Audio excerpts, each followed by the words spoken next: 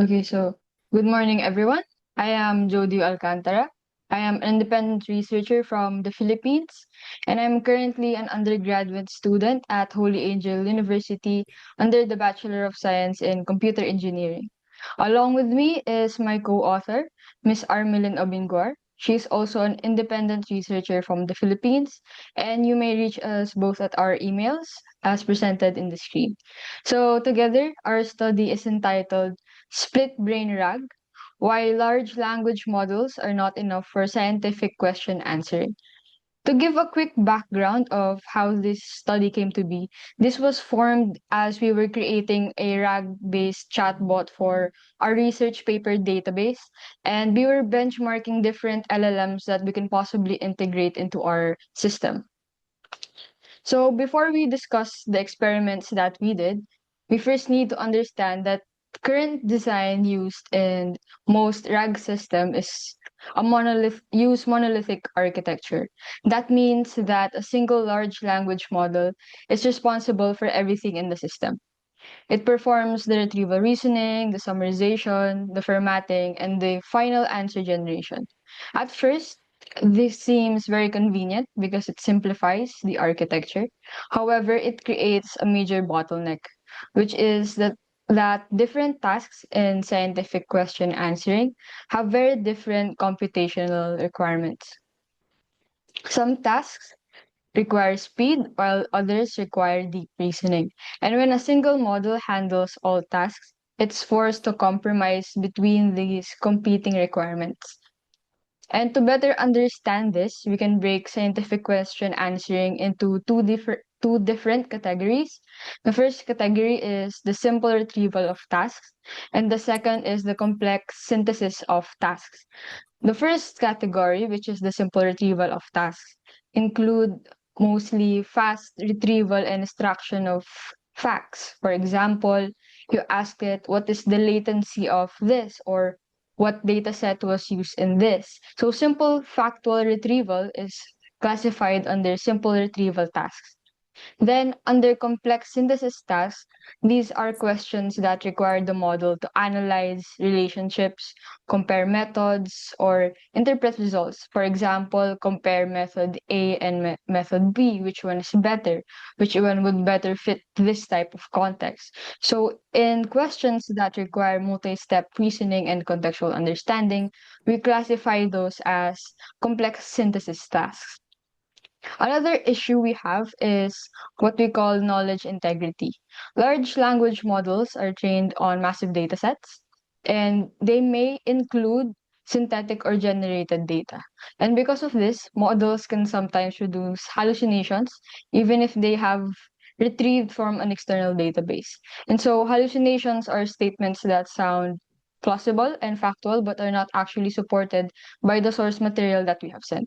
And in scientific applications, these are extremely dangerous since hallucinated citations or hallucinated data and numbers can completely misrepresent the findings of a research paper.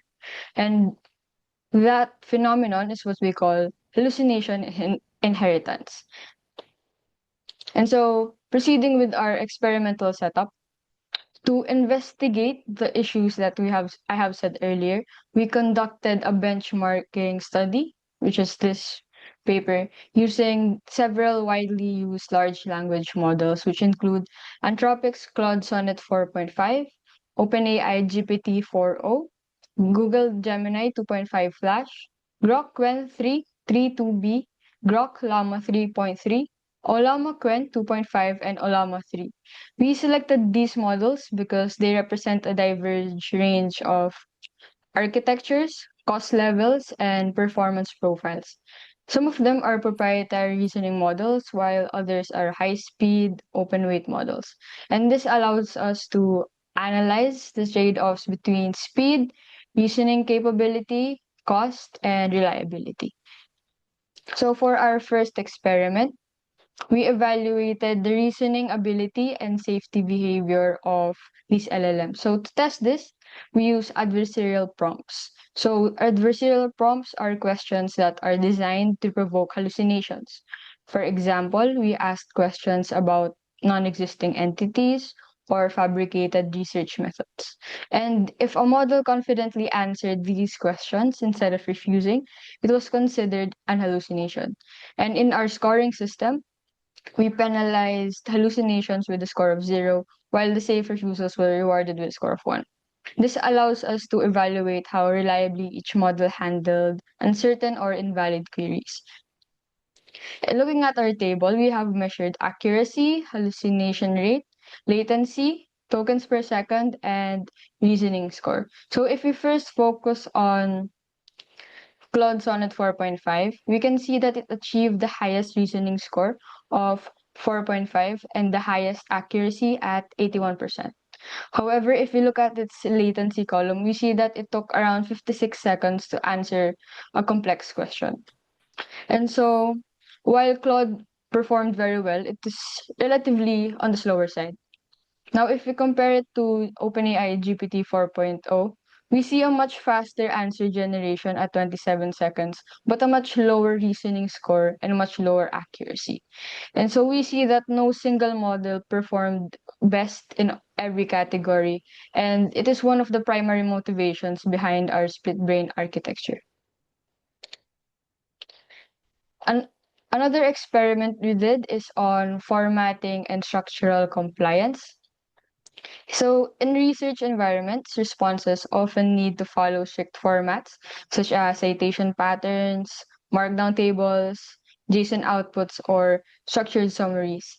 And if a model produces incorrect structure, the output may break the automated pipelines we have built for a chatbot system.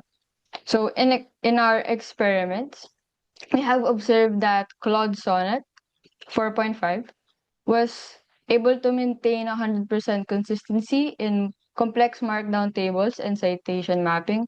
Meanwhile, GPT 4.0 and Gemini perform better in structured JSON outputs, and which are useful for automation. On the other hand, there were some high-speed models that produced broken tables or invalid syntax, which limits their usability in automated scientific workflow since our automated pipelines will have a hard time fetching them if they're not consistent in their structures. Next, we did an experiment on long context stability or recall decay experiment. In this experiment, we used different papers of different lengths from 20 pages to 30 pages to 50 pages. And our goal was to measure how accurately models could retrieve specific information as the document density increased. If we look at Gemini 2.5 Flash, we see that its accuracy starts at 0.88 for 20 pages, but when it comes to 50 pages, it drops to 0.58, which is a degradation of 0.29, which is quite significant. In contrast, our Grok Qwen 3 remained relatively stable throughout our experiment with only a degradation of zero point 0.9.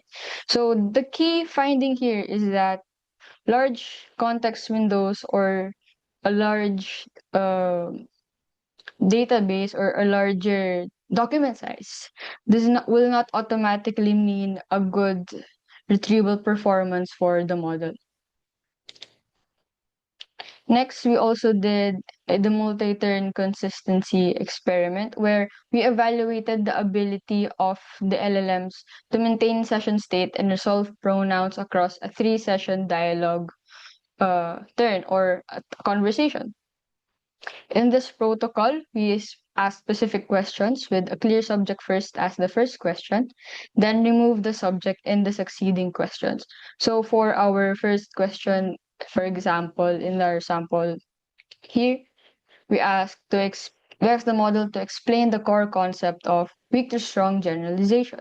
And our expected reasoning is for the entity to ground and identify the teacher-student supervision gap. And it has done that in our sample output. Then we asked it again. You mentioned teacher, how exactly does the method generate pseudo labels for it? It should resolve it as the pronoun and understand that it refers to the teacher-student model that it has answered previously. And the same goes with the next conversation turns. It must understand that the follow-up questions of the user are related to the outputs they gave beforehand. Why did we check for this? This is very important in a chatbot setup. Why? Because usually when the user asks a chatbot, they don't repeat the subjects anymore when you ask them that. For example, they ask, what is method A? Why is that important? How can I use that? We don't repeat the subject over and over again. So we need the system to understand and remember what we are talking about. And so for our results, we found out that GPT-4o was the only model to show zero decay. It perfectly resolved the technical pronouns across our dialogues, while Grok 3 and Gemini 2.5 Flash show negative decay. They actually became more accurate as the conversation provided more context. And Grok Llama 3.3 suffered a zero point 0.7 decay, or it may have been forgetting the conversation as it was starting to progress. And for our last experiment, we have our cost efficiency analysis. This is to determine the most economically viable model for production scaling. And we did this using or calculating a value ratio. As you can see here, the first column, we have our average normalized score. The second column is our cost per 1,000 sessions. And our last column is our value ratio. If we look at Grok Qwen 332B, it is the highest value ratio at 106.7.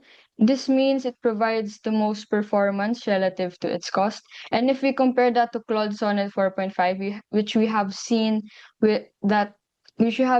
to have the highest accuracy in our test earlier, we can see that it costs more. So while it did have the highest overall accuracy, it costs more it costs more to use rather than the lighter weight models which provided lower accuracy score. What does that mean? So it means that using a single high-end model for every query becomes economically inefficient at a larger scale. So our key findings, based on our experiments, we reached the conclusion that no single model excels at everything. Some models are fast but shallow, while others are intelligent but slow and expensive. Because of this, we propose a hybrid approach called split brain RAG architecture. Here is the sample of our split brain RAG architecture. So first, the user sends in a query, and our complexity router would determine if that query is of low complexity or is of high complexity. If the complexity router has identified it as low complexity, it will use a lighter weight model such as Qwen 3.3b and execute that process and give the output immediately. If it identifies it as a high complexity question, it would go into our deep reasoning lane, which uses a heavier model but a more accurate one. So for our deep reasoning lane, we are triggering 3 chain of thought branches which are independent of each other, and then a consensus agent would then choose or conclude based on those 3 branches. And then our verification agent present on both lanes would check if the answer generated by our LLM is actually correct and grounded on the sources that it outputted. Then it would give the output to the user. Why are we checking? Because we are implementing this chatbot system to a scientific database. We need to ensure that everything it's saying is correct, all the numbers are correct, and it's not hallucinating or inventing facts. And so let's break down each of these components. First, we have our complexity router.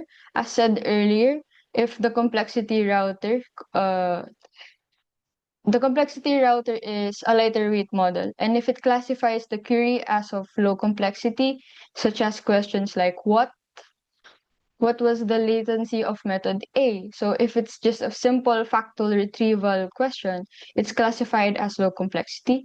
And something high complexity would be something that needs comparison or synthesis, such as compare the trade-offs between A and B under high load. It needs to compare both methods and consider them within a certain context. And so it is classified under high complexity. And the benefit of this is that our routing alone saves 91% in costs based on our value ratio table that we have shown earlier. Next is our fast versus deep comparison. Basically, these are the two lanes that I have showed earlier in the diagram.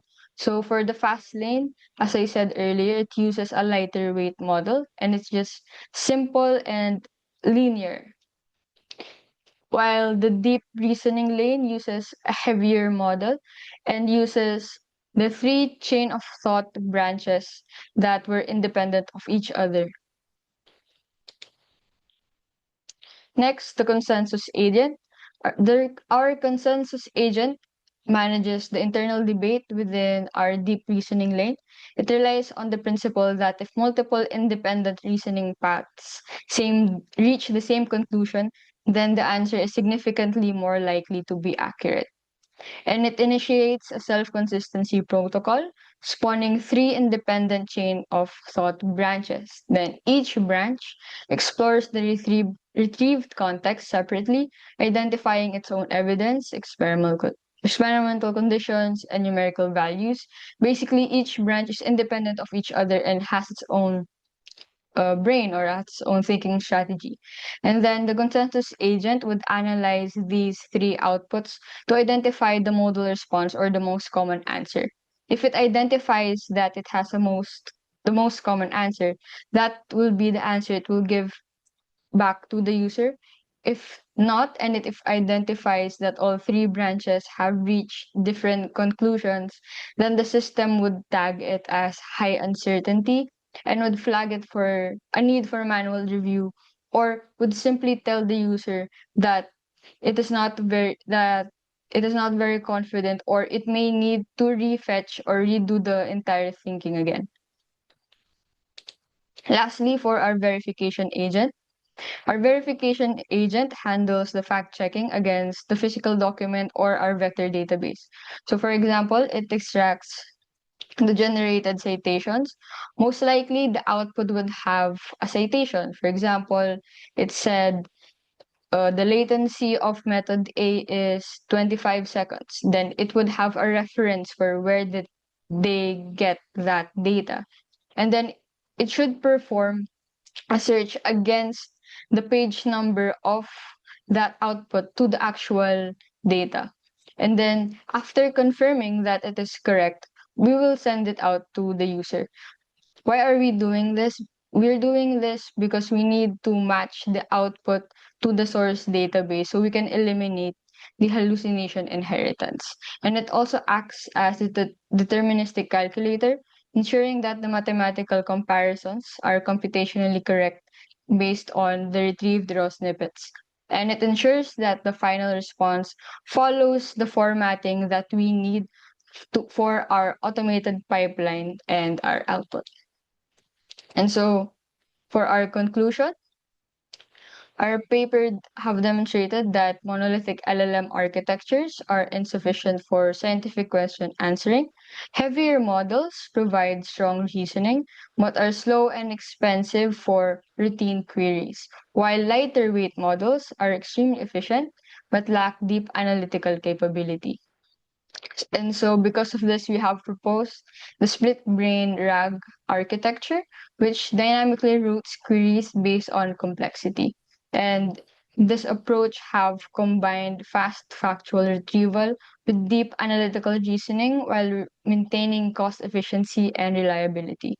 Ultimately, we believe that the future of scientific AI systems lies more in hybrid and combinational architectures that combine multiple specialized paths or models rather than relying on a single monolithic model. And that is it. Thank you very much for your time. Again, I am Jody Alcantara, and I have my co-author, Miss Arbeline Obingor. You may ask questions now if you want to.